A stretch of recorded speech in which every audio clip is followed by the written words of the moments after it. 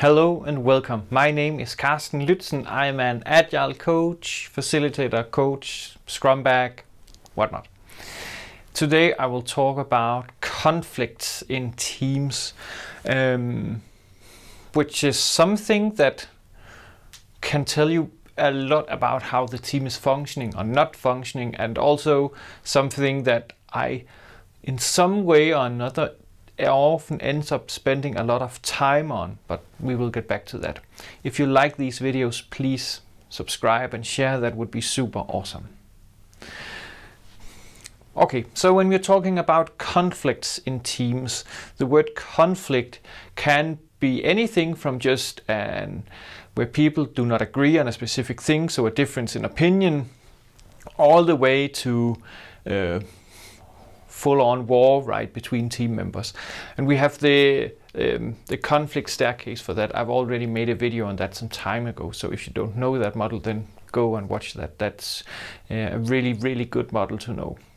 Today I will dive a bit more into three categories of conflicts, at least how I often see them. So when I get into a new team where I don't know the team yet, the team members and so on, I will often observe one of these three. It's not only one of these categories in a team, but it's often predominantly one of these categories. So it might be at first you come into a team and you see no conflicts. So then we are often down here, and to me that's not a good place to be. I want conflicts in the team, and yes, that sounds wrong, but let me get back to what type of conflicts, because if there is no conflicts, then we're not really pushing the needle, then we're not really innovating stuff, we're not really trying out something new. We're probably just saying yes and then going to do whatever we want. And it's probably because we have this superficial harmony and low psychological safety in the team, so people don't dare to challenge status quo. And especially when we're working with product development and teams, we really want to change and challenge status quo. So this is not a good place to be. The destructive ones, sometimes it's a result of the culture in the teams. I've also, to be honest, seen sometimes that it's a result of one or two individuals in the team. Individuals that were unable to detach themselves from their opinions, so to say, and took everything personally. So conversations and discussions and conflicts very fast became personal conflicts instead of just a professional conflict. Should we do A or should we do B, and why should we pick one of those? And these destructive conflicts are often one-sided and finger-pointing. It's also his fault that we didn't do, or it's his fault that we took A. I had always said that we should take B, and so on. And that's, in these two, that is where we as coaches, facilitators, whatnot, we really need to step up and up our game.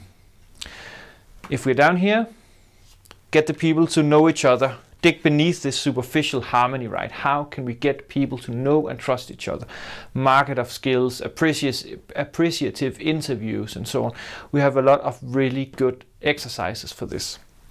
When we are up here, then I would again look at the solution-focused coaching, looking at how can we change perspective?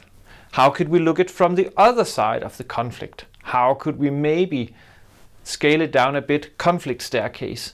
Where do you see us on this staircase? Do you see us here? Do we see us here? Okay, that's interesting. I see us here. Coaching in general, especially if you have one or two team members that are driving this behavior, then try to see if you can get on good terms with them and then help them change, help them realize that what they're doing is both hurting themselves but also the team as a whole. So right here in the middle, what we really want and should aim for is these constructive conflicts, where we can exchange opinions, we can say the difficult things out loud without being judged.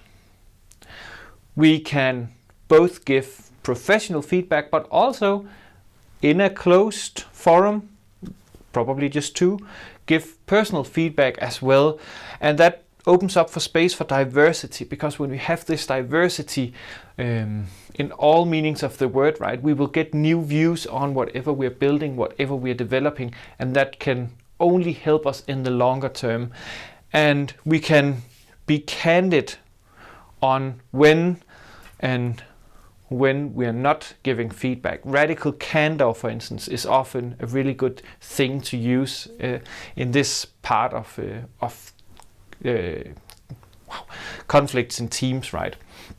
And as a coach, when I have a team, or when I help a team or observe a team that are able to have these constructive conflicts, then it's up to me to make sure what are the telltale signs of this is something that they can continue to do even when people on board to the team or people off board to the team. How do we keep this going so it's not all of a sudden turned into this superficial structure where nobody dares to say anything?